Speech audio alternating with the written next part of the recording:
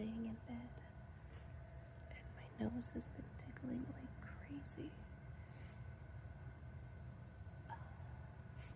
I keep itching and feeling like I'm gonna sneeze, and then it just leaves. It's really frustrating.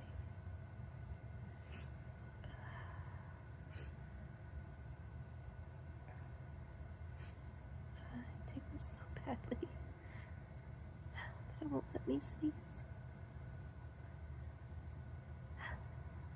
It's just keeping me right on the edge.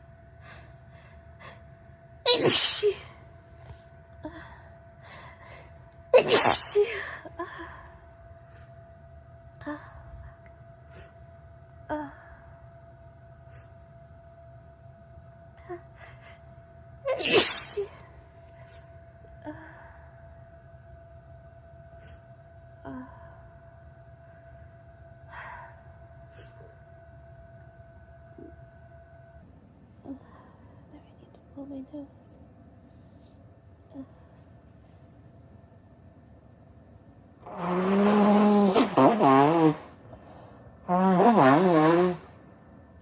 Oh, God, it was loud. I'm so sorry.